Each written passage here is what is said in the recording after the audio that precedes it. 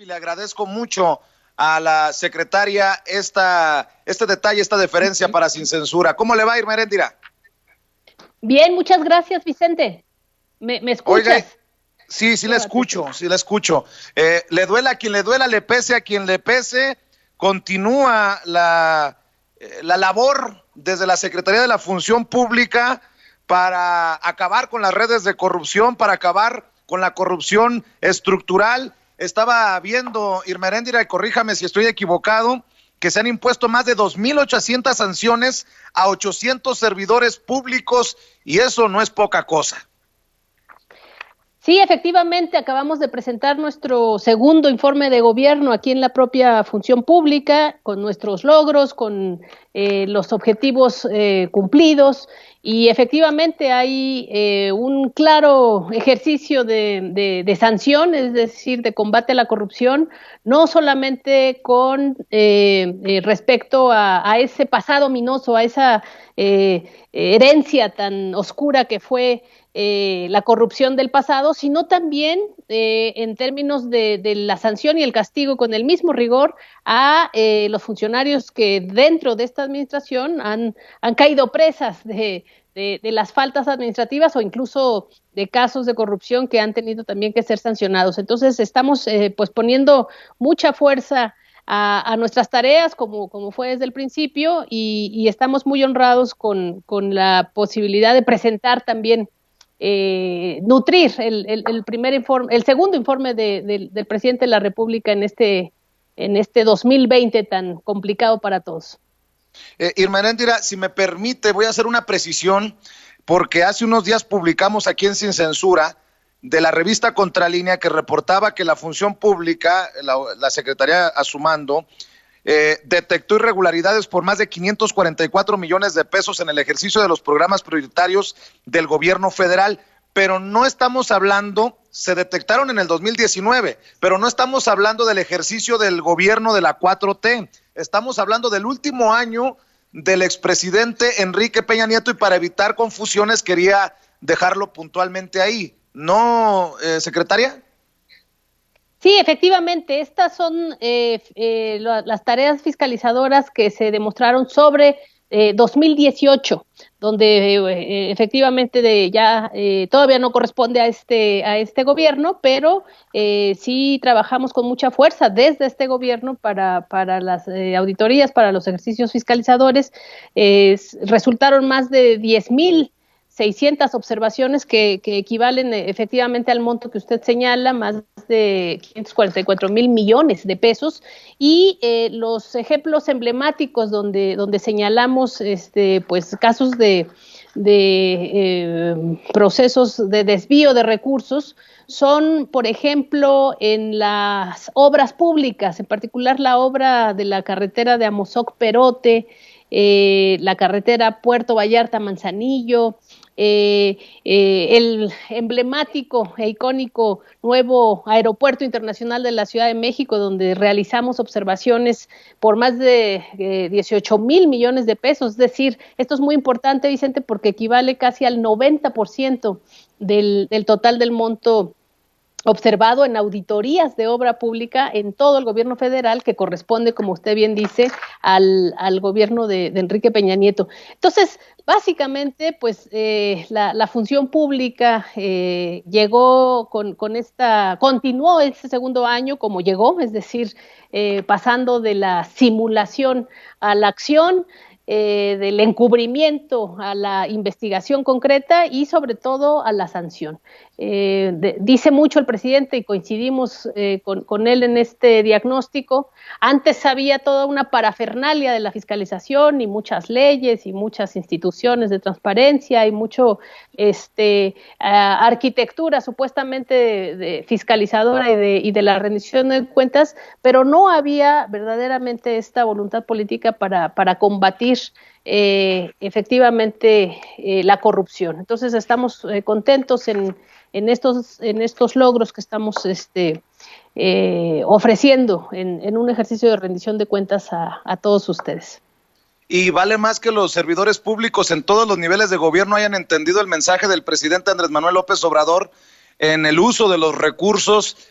ahora en tiempos electorales, cero tolerancia, caiga quien caiga, hasta las últimas consecuencias. Me imagino que ustedes también tienen un papel que jugar importante en este encargo del presidente y en este proceso tan importante.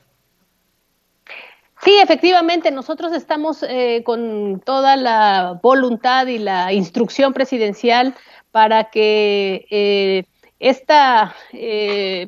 periodo electoral que se avecina, que en los hechos ya está encima, sea ejemplar, y por ello es que en nuestras atribuciones de la función pública, como usted sabe, tenemos también la fiscalización de los recursos federales, es decir, de los recursos que desde la federación se entregan a los estados. Yo he tenido una muy buena interacción, quiero reconocerlo, con la mayor parte de los gobernadores que han venido aquí a esta casa de la función pública a recibir las observaciones que nosotros les hemos hecho, no solamente durante su gestión, es decir, no solamente durante la llegada de los nuevos gobernadores o el periodo de cada uno de ellos, sino de toda esa bola de nieve que se fue acumulando precisamente por este diagnóstico que le digo, de que antes la fiscalización era más ruido que nueces, y entonces cada gobernador iba pateando el bote, y entonces la deuda iba creciendo, pero ahora con la fiscalización más coherente y más apegada a derecho y apegada al combate a la impunidad, pues estamos dando muy buenos resultados, porque hemos realizado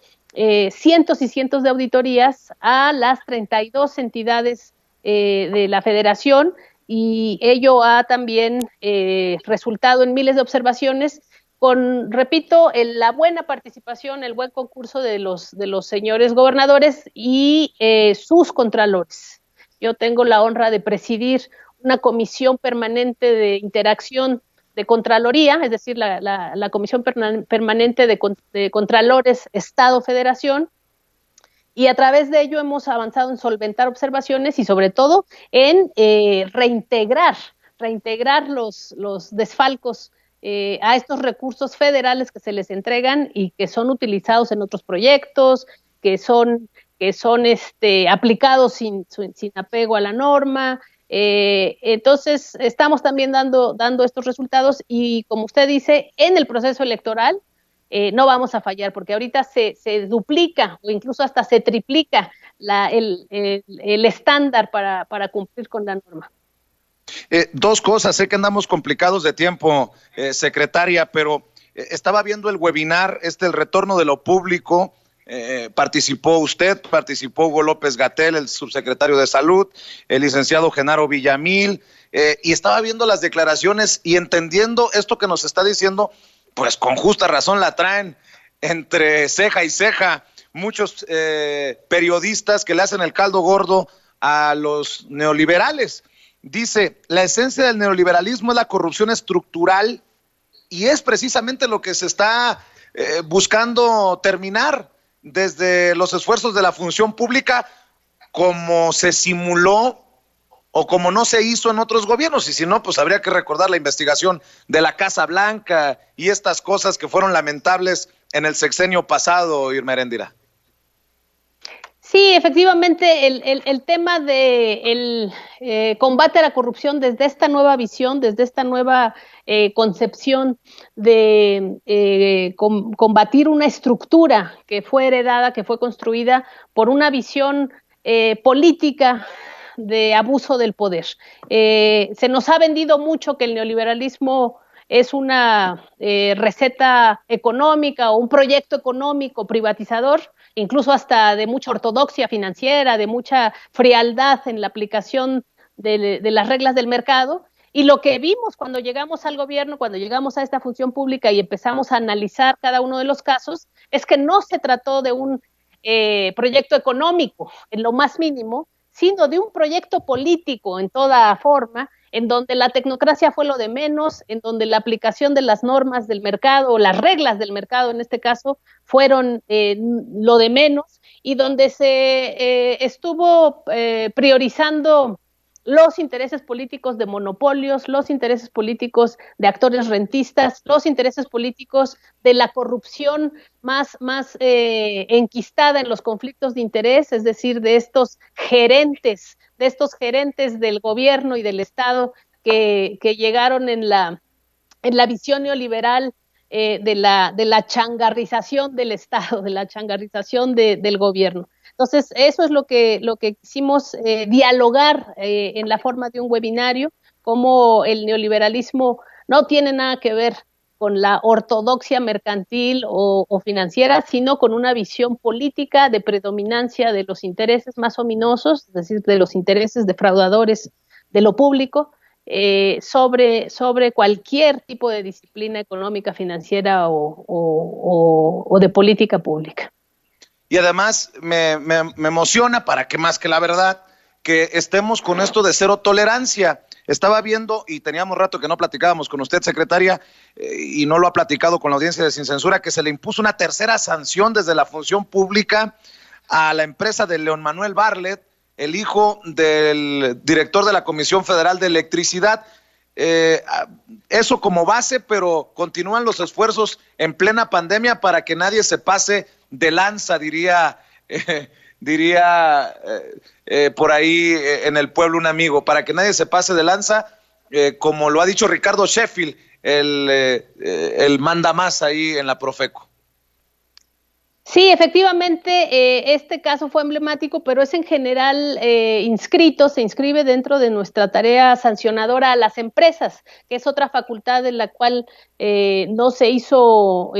uso muy seguido en el pasado, es decir, se abdicó en nuestra facultad sancionadora a los contratistas, a los licitantes y a los que nos ofrecían los bienes y servicios al gobierno en el pasado, y se permitía el contubernio entre interés público e interés privado. Entonces, efectivamente hemos sancionado a cientos de empresas, de proveedores, de contratistas, y este caso que usted señala, pues ha sido de los más llamativos, pero también se inscribe en una directriz presidencial. El presidente, como usted sabe, dentro de la mañanera es donde se nos invita a hacer una fiscalización verdadera y real a la empresa en concreto, a la empresa que le vendió los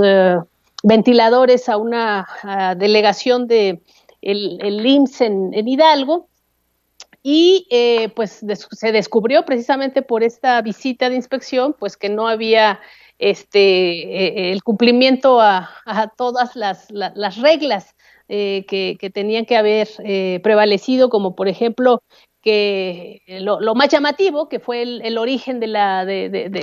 escándalo mediático, que es muy diferente el escándalo mediático de la investigación y el ejercicio fiscalizador y finalmente de sancionador que desarrollamos. Pero entonces el escándalo mediático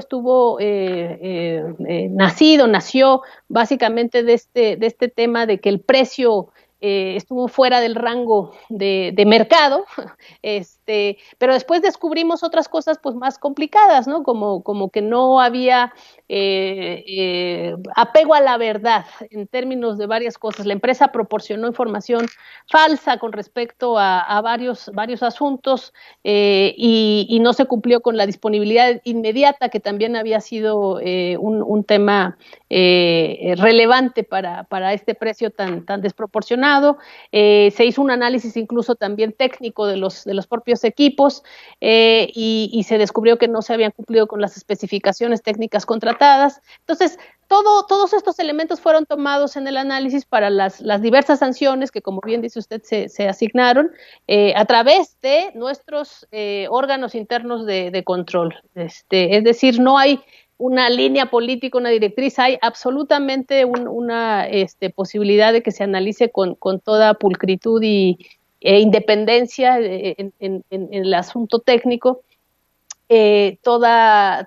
las adquisiciones, no solo estas, sino todas las adquisiciones que hemos realizado. Hemos sancionado, como ya le digo, a varias empresas, a cientos de empresas, hemos inhabilitado a otras, y también hemos respetado el debido proceso, porque todas ellas están con la libertad y la posibilidad de controvertir nuestras decisiones en los tribunales administrativos y de diverso signo correspondientes.